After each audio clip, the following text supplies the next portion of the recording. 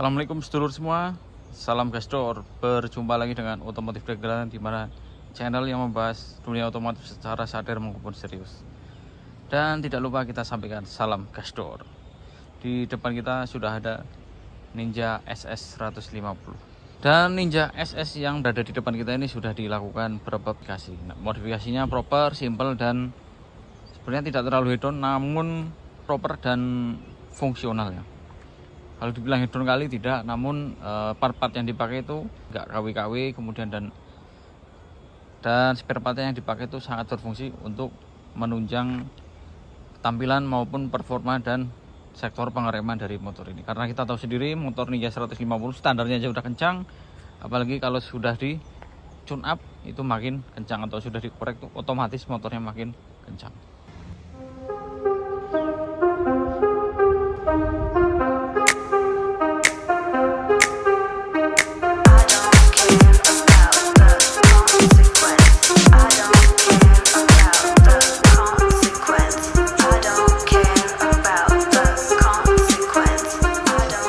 Sejarah Ninja yang saya ketahui di Indonesia itu pertama muncul di tahun 96 ya, 1996.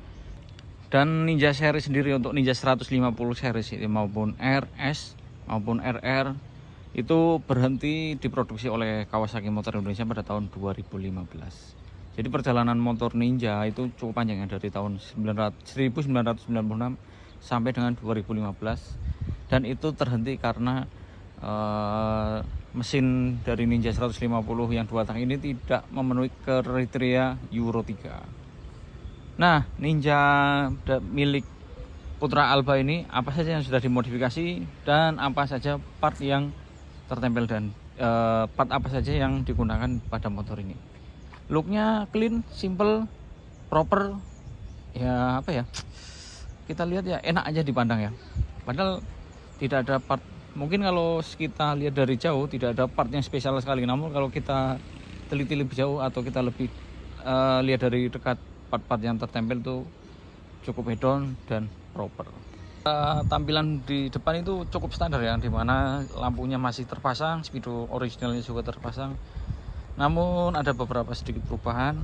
Yuk kita lihat dulu dari bagian depan. Pertama, speedometer menggunakan standar dari Ninja SS, masih analog ya, belum diganti dengan digital. Kemudian lampu depan batoknya pakai yang original, kemudian untuk lampunya diganti dengan bilet 2,5 in ukuran 50 watt, dan digunakan slot yang cukup besar di sini. Nah, di sini ada karat-karat dikit ya, karena motor ini sudah lama nggak dihidupkan, terlalu lama disimpan.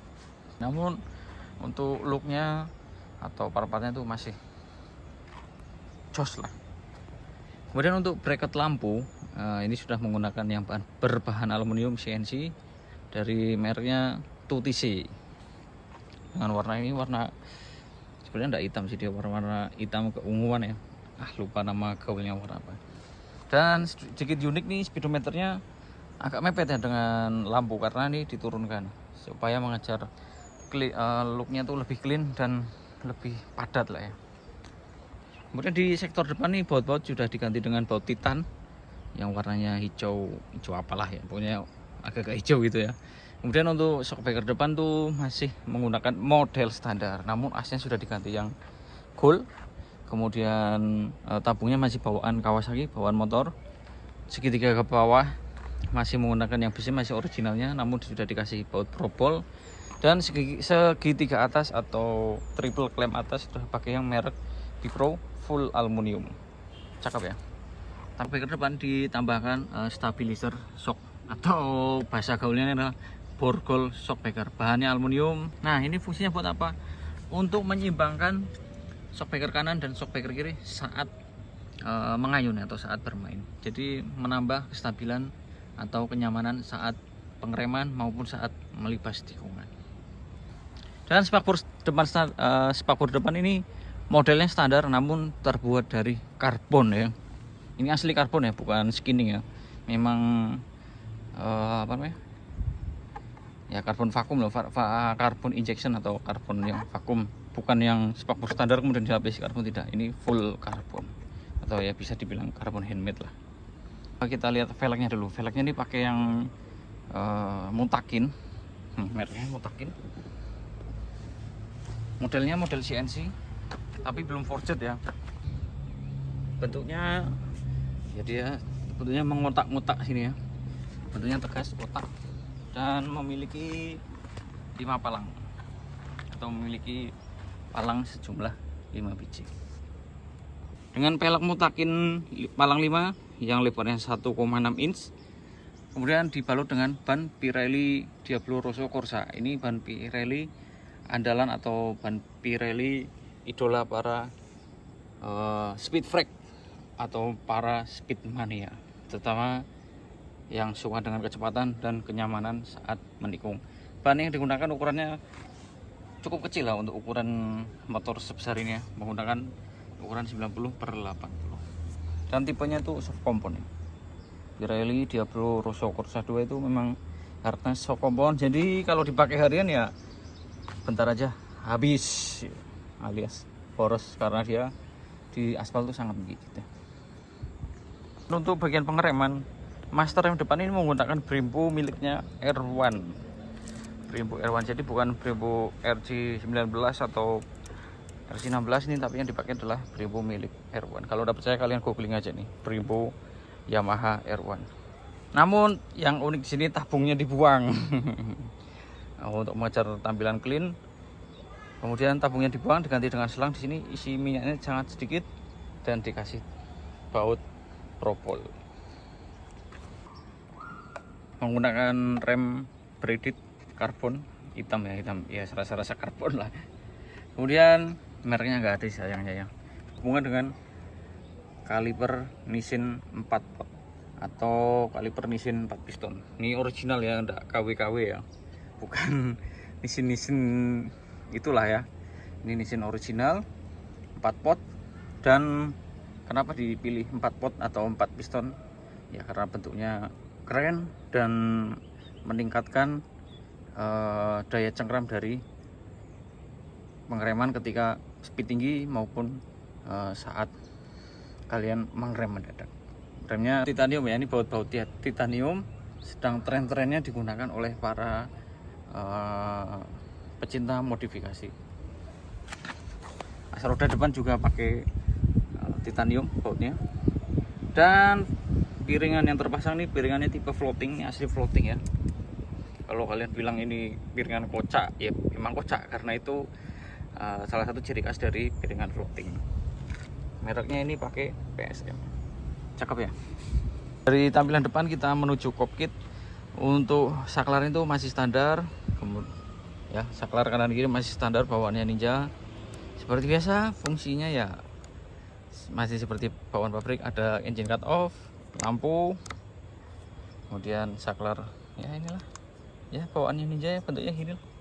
Cuma ada klakson, sen, jauh dekat, lampu passing ya biasalah. Speedometernya ini full fungsi ya. Gigi netral itu masih fungsi sebenarnya, cuma karena siang hari nggak nampak ya. Ini speedometer aja yang dimatikan biar kita tidak takut ketika sudah 160 langsung kayak gemetar tuh dihilangkan biar menghilangkan rasa takut ya. Namun untuk RPM tadi masih berfungsi. Nah, bagian atas juga digunakan baut titanium ya. Hampir semua baut di sini menggunakan titanium. Dan digunakan damper stabilizer dari Metris untuk meningkatkan atau meredam guncangan saat kecepatan tinggi, dan yang jelas ya fungsinya untuk membantu handling saat kecepatan tinggi. Bracketnya ini pakai yang untuk di sebelah kanan ini pakai handmade ya, menggunakan plat biasa. Finishingnya cuma dicat. Ini udah agak keratan ya karena motornya ini sudah lama nggak dipakai. Kemudian yang bagian bawah nih pakai yang aluminium dijepit ke rumah komstir. Clean ya, tampilannya clean, simple. Dan yang bikin lebih simple dan clean lagi adalah selang pembungkus dari kabel holder. Pakai yang rajut ya. Ini memang lagi ngetren juga ya untuk kalangan-kalangan modifikator. Kemudian handle coupling yang dipakai itulah handle coupling sejuta umat Indonesia, yaitu namun sudah dihilangkan tempat spionnya. Sayang ya dihilangkan. Jadi motor ini sudah nggak bisa pakai spion. Hand grip masih bawaan Kawasaki. Stabilizer, oh ini masih original Kawasaki, cuma ya mungkin udah harusnya di chrome ya biar tampilannya makin manis. Tampilan dari samping bodi itu masih standar, tidak ada perubahan ya. Lalu dari samping tangki, cover radiator atau serut radiator, kemudian bodi belakang ya joknya pun masih standar ya, masih bawaan pabrik. Untuk detail bodi tidak ada perubahan ya dari standar pabriknya, masih standar pabrik, dan warnanya juga masih cukup bagus lah. Behelnya aja belakang masih 4 besi, standar dari pabrik atau standar dari Ninja SS. Dan yang di sini dimodif adalah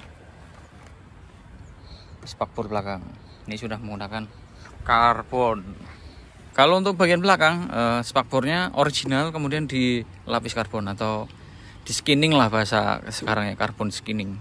Jadi di samping memang masih bawaan pabrik. Dan inilah tampilan dari sampingnya. Nanti kita bahas lagi, nanti kita bahas ya untuk sektor engine agak panjang. Sekarang kita lihat dulu bagian belakang. Untuk jok nih dipapras ya, joknya dipotong karena mungkin sang user tuh badannya tidak terlalu tinggi, jadi joknya ini menyesuaikan sang user ya, dari Putra Alba. Oh ya, dengar-dengar cerita motor ini adalah salah satu motor spek San Mori yang terkencang di Banjarnegara. Dengan katanya sih mesinnya standar ya, tidak banyak ubahan. Top speed dengan jarak 1 kilo tuh mesinnya tidak ngejim atau tidak macet, tidak kancet pistonnya. Nah, nanti kita bahas lah ya untuk masalah mesinnya. Untuk bagian swing arm ini masih standar bawaannya, standar dari bawaan pabrik atau masih punya Kawasaki. Kenapa tidak diganti aluminium? Karena sang user lebih nyaman dengan swing arm yang besi ini. Mungkin traksinya lebih dapat ya kalau pakai swing arm besi ini. Rantai dan gear yang dipakai adalah rantai dan gear yang berkarat. Ya ini berkarat bukan karena beli yang berkarat ya, atau sengaja dikaratin, tidak. Ini karena motornya sudah lama tidak dipakai. Gear belakang menggunakan warna gold sehingga menunjang atau membuat motor ini tampak lebih mewah. As roda belakang pakai titanium dan jalur pedok pakai bipro aluminium dan bautnya titanium. Lalu belakang ini pakai variasi amonek. Dan untuk setelan ini spacernya atau washer itu pakai dari XJZ. Ini bahannya stainless. Cakep ya. Detailnya sih sebenarnya motor ini dapat sekali. Belakang mutakin lebarnya 1,6 inci juga.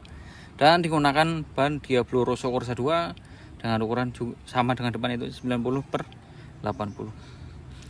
Untuk ban belakang digunakan Pirelli Diablo Rosso Corsa 2, serinya sama dengan depan, cuma yang belakang lebih besar menggunakan ukuran 100/80. Untuk footstep sebelah kanan mereknya sama dengan sebelah kiri ya, tidak mungkin bilang ya. Vincent Racing Gear dan digunakan Master M RCB. Master M belakang diganti yang dari standar menggunakan RCB, kemudian menggunakan selang braided juga ya, senada dengan depan, dan masih menggunakan tabung rem yang disembunyikan di dalam sini. Kalau depan sudah hilang tabung remnya, kalau belakang masih dipakai. Dan cukup istimewa rem belakang menggunakan Nissin, kalau nggak salah ini serinya Nissin Samurai ya. Dan digunakan juga baut titanium. Ini ada di sini, di sini, dan di sini. Jadi baut titanium itu kan berbagai warna ya, dan warnanya itu cukup cerah dan mentereng sehingga mudah menarik perhatian mata, atau gampangnya itu jadi eye-catching lah. Makanya para modifikator atau anak-anak modif itu sekarang hobi dengan baut-baut titanium. Kalau dulu pakai baut propol kan yang warnanya berwarna-warni itu, ada yang chrome, ada yang kuning dan lain-lain. Sekarang rata-rata sudah menggunakan baut titanium karena bautnya lebih kuat. Kemudian tutup tangki ini menggunakan bukan lagi standarnya sudah dicopot dan diganti dengan punya bahan aluminium dari merek 3 ya, TYGA ya, susah sekali ya kalau ngomong di bahasa Inggris di Indonesia kan nih ya, pokoknya inilah TYGA lah, kali saya bilangnya aja 3 lah, menggunakan quick release. Jadi seperti itu sedulur semua, Ninja SS Putra Albasia